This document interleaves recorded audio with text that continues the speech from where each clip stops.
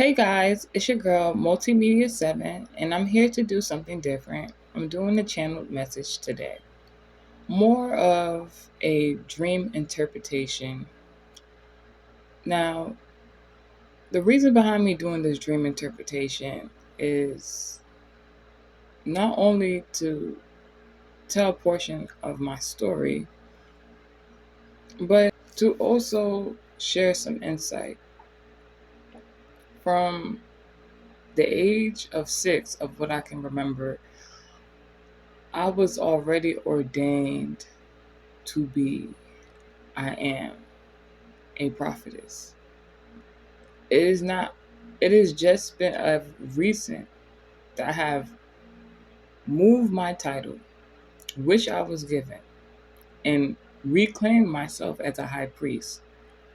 A high priest is usually among male peers, but because of my extensive gifts, which God has blessed me with, I'll only deem it right. Now,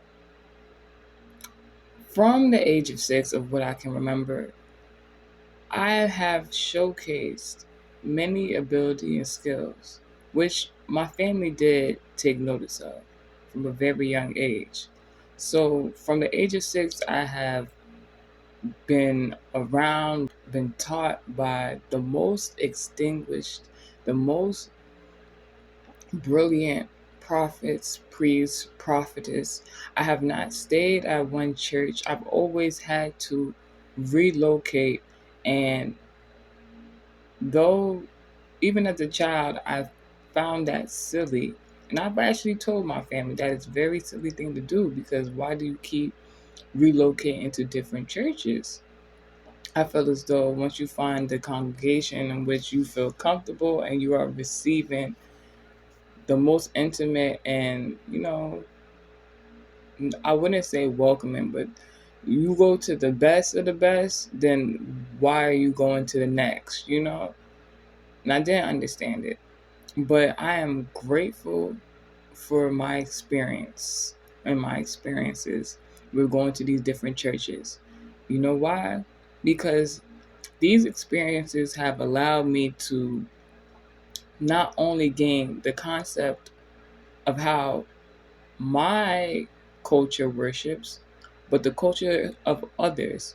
I have been taught by the Africans. I have been taught by the Hawaiians. I have been taught by the whites, the Anglo-Saxons, Germans, Swedish, the African Americans.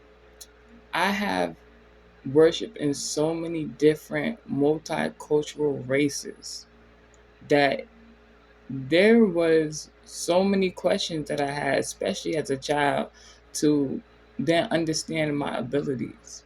And the frustrating thing about that growing up, even now into adulthood, is now I understand that sometimes when people view your abilities or take note of it, it scares them. And I'm not saying that the natural response is not to be scared, but to block blessings of someone who's to be ordained, someone who is a child of God and works in the service of God, is not only very disheartening, but very spiritually illegal. If someone is told, not later in age, not after they've gone through some church ministry course or college, if someone is told by the age of 6, before the age of accountability, that this is what they are destined to be and do, and you are consistently blocking them, that's a big no-no. Growing up, I'm not going to lie to you guys, when I would have these prophetic dreams, they would scare me so bad. They would remind me of the African movies that my family would watch and play. It would be like so extraordinary, out of reach and scary, and I don't know what that is because nobody ever taught me what it was. I had to figure it out for myself. And I would used to pray to God, like, God, please take these dreams away. Please take these dreams away. And you know what, guys? He did. Or I thought so. So the dream stopped, and I just stopped dreaming altogether. Not one dream for decades.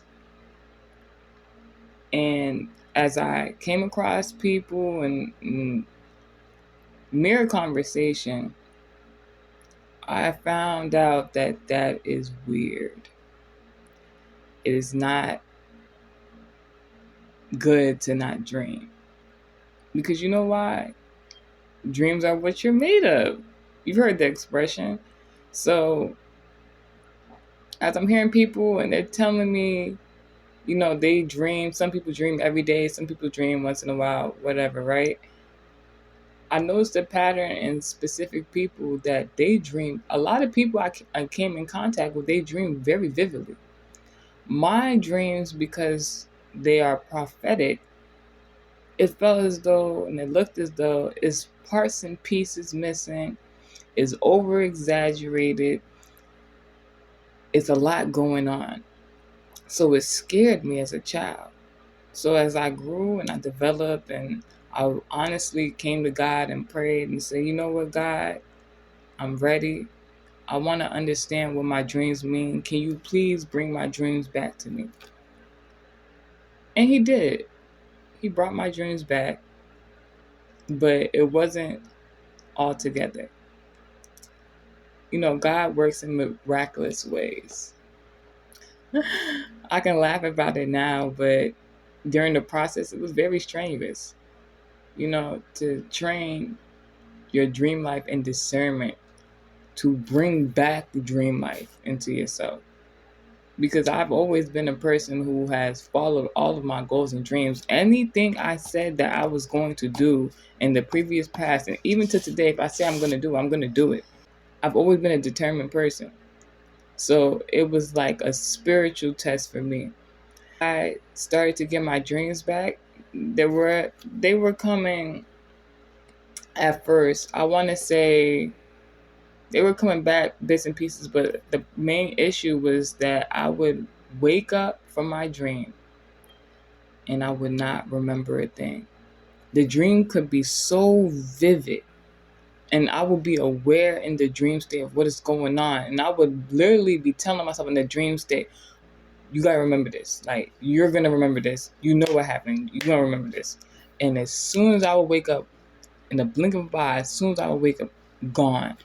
I know what's going on. It would hurt my head so bad because it would be like, why do I not know what's going on? It would almost make me emotional. So I continued to pray. And I listened to other readers and I understood. They say, keep a dream journal. Keep a dream journal by your bed. As soon as you wake up, that is when you will write it down.